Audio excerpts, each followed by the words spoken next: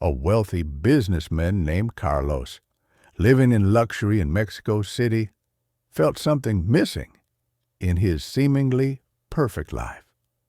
One day, driven by curiosity and professional concerns about the quality of vegetables his restaurants were receiving, he visited a small rural market in Valle de Bravo. There, amidst muddy paths and modest stalls, he noticed a young girl around 9 years old selling vegetables.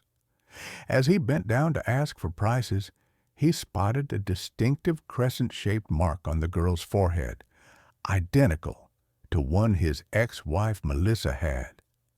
The memory hit him like a wave. That same mark used to shine on Melissa's forehead whenever she smiled. Overwhelmed, he watched the girl, who introduced herself as Diana, carry a heavy basket and walk away. Unable to ignore the resemblance, Carlos followed her discreetly, his heart pounding. She led him to a small, humble house on the village's edge. From within, a familiar voice called out to the girl. Carlos froze. It was Melissa. She appeared in the doorway, thinner and weathered, but still recognizable. Shocked to see him, she dropped her basket. A young boy and a modest-looking man inside the house watched quietly. The man was her husband now, and the boy, likely their son. Melissa, regaining composure, invited Carlos in. Over simple coffee, he finally asked, unable to hold back, "That girl, Diana, is she my daughter?" Melissa hesitated. "She's my daughter with my husband," she claimed, though her eyes betrayed her. Carlos didn't press, instead sharing how empty his wealthy life had become. He confessed he had never had children, and seeing Diana stirred something long buried. Melissa, eyes brimming with emotion, told him he had left to chase success. She didn't regret her choices. She had love, even if her home was poor. That evening, Carlos couldn't return to the city. He stayed in a rented room, tormented by thoughts of Diana and Melissa. He remembered that Melissa was pregnant before their divorce, and she had claimed to lose the baby. The next morning, he returned to Melissa's home with gifts. She refused them, but her husband, Jose, gently encouraged her to accept. Jose, sensing Carlos's sincerity, told him he had known all along that Diana might not be his biological child, but he loved her regardless. Carlos stayed longer. He spoke with Diana, who said she loved school, but couldn't attend when it rained because of the long, muddy walk. Moved, Carlos began helping the village. He started with building a road to the school. He also visited an elder in the town, Doña Carmen, who confirmed what he feared. Melissa had arrived pregnant and alone, crying over a man who had abandoned her. Carlos arranged a secret DNA test. The results confirmed it. Diana was his daughter. He confronted Melissa. Tearfully, she admitted the truth. She had tried to tell him but feared he would stay out of obligation. She had chosen to raise Diana alone with Jose, who accepted them with love. Carlos was heartbroken. Then, unexpectedly, his current wife Mariana arrived. Furious, she accused him of abandoning their life for his ex and a bastard child. Carlos stood his ground, knowing his marriage with Mariana was built on convenience, not love. She threatened to ruin him and left. That night, Jose came home and learned the truth. Calmly, he told Carlos he wouldn't let Diana be taken away, but welcomed Carlos to be part of her life, if his intentions were good. Moved, Carlos thanked Jose and prepared to leave. But Melissa handed him an old letter she'd written after Diana's birth, explaining her decision. It ended with, "If you ever read this, please forgive me." Carlos wept. He vowed not to destroy her family, but to be present for his daughter. In the rain, under the roof of the humble home, Carlos finally saw the truth. Wealth hadn't made him rich. Love had. As Carlos rushed out to fish, a storm brewed in more ways than one. The tension had barely settled when headlights pierced the darkness. Mariana had returned. Rain soaked her as she shouted, "Carlos, come back!" "The company is collapsing. 2 major investors have pulled out. Do you want to ruin everything?" Carlos came out, composed but torn. "I need time." Mariana sneered. "Time to play house with your ex-wife? Choose, come with me and save your career, or stay and lose everything." Melissa quietly ushered the children inside. Jose stood firm, silent, but aware. Carlos looked at Diana, clinging to Melissa. His world was unraveling.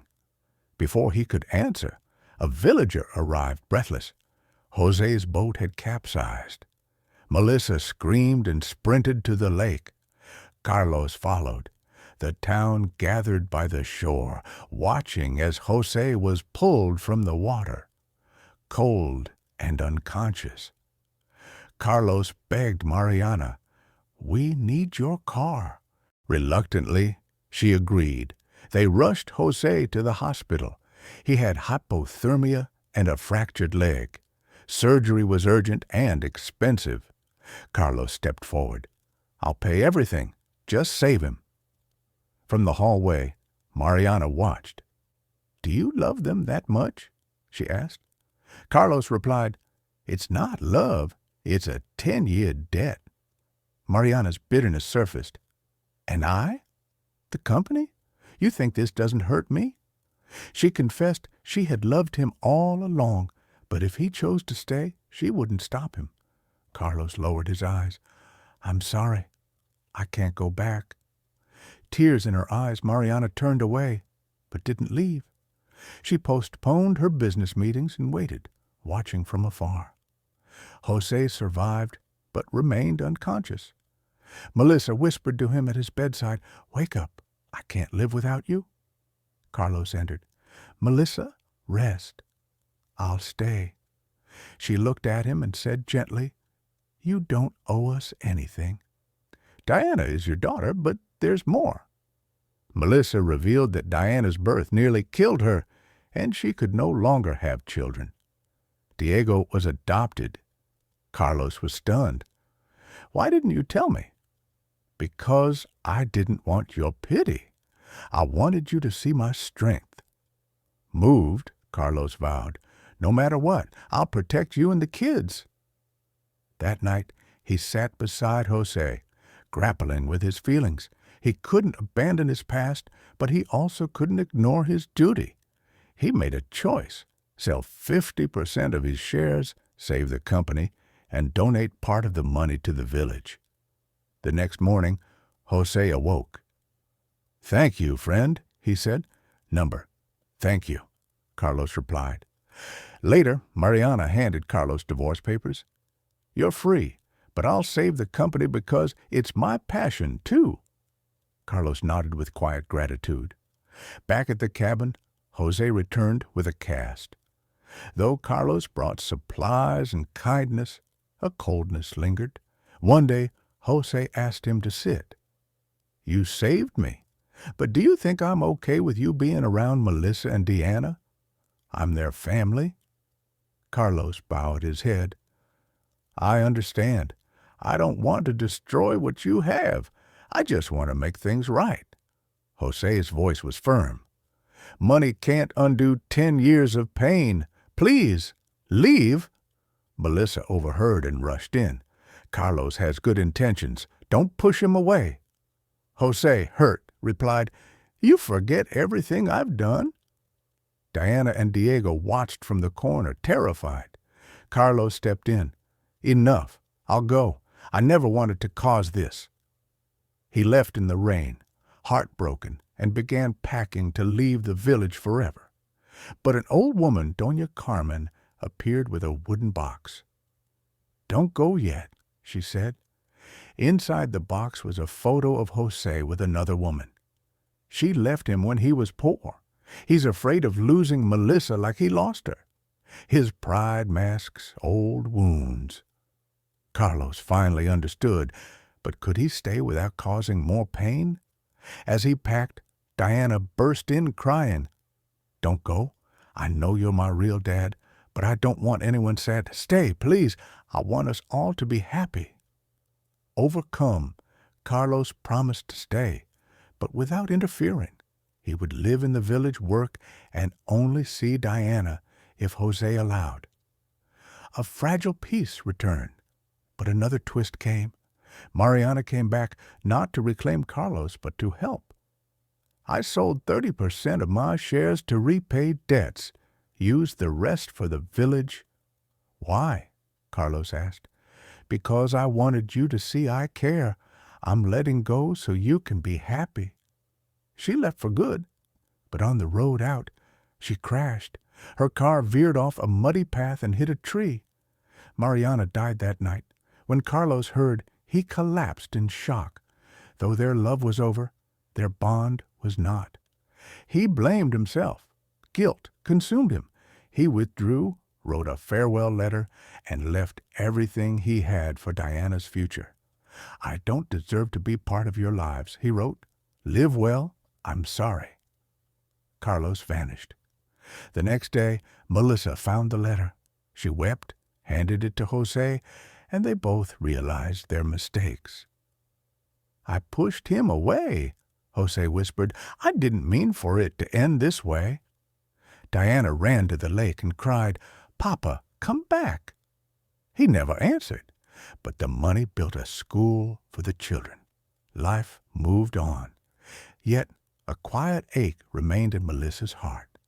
And every year, on her birthday, Diana launched a paper boat on the lake. "Wherever you are, Dad, I hope you're happy. I believe you'll come back." And maybe, just maybe, he heard her